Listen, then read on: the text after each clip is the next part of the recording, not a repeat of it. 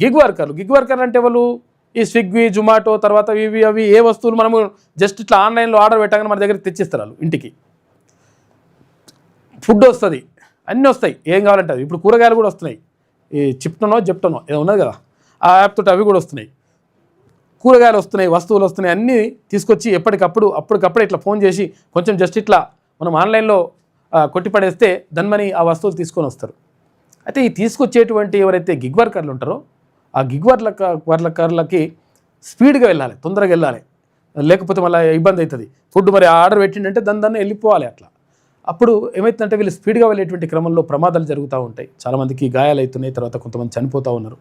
వీళ్ళకు రక్షణ ఉండాలి. తర్వాత ఈ గిగ్ వర్కర్లకు సంబంధించి ఒక ప్రత్యేకమైనటువంటి చట్టం ఉండాలి.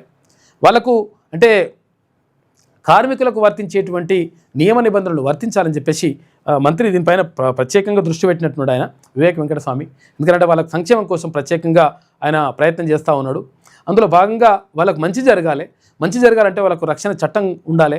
తర్వాత కార్మికులకు ఏవైతే ఇవన్నీ ఉంటాయో, హక్కులు ఇవన్నీ ఉంటాయో అవన్నీ కూడా ఉండాలి.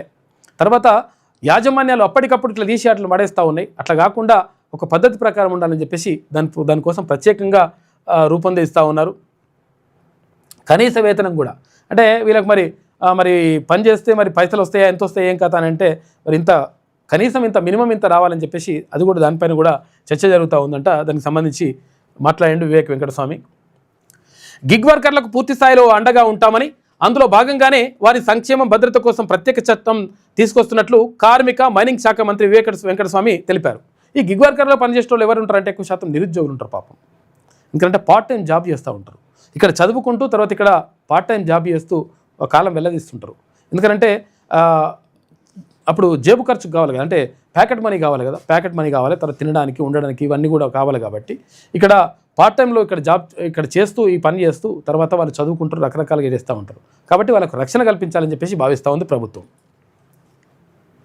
ఈ నెల 12న జరిగే రాష్ట్ర కేబినెట్ సమావేశంలో డ్రాఫ్ట్ బిల్లుకు ఆమోదం తీసుకుంటామని ఆయన వెల్లడించారు. గిగ్ వర్కర్లు తర్వాత అగ్రిగేటర్స్ ప్రతినిధులతో గురువారం సెక్రటేరియట్లో మంత్రి వివేక్ వెంకటస్వామి సమావేశమై డ్రాఫ్ట్ బిల్లుపై చర్చించారు. అనంతరం మీడియా సమావేశంలో ఆయన మాట్లాడారు.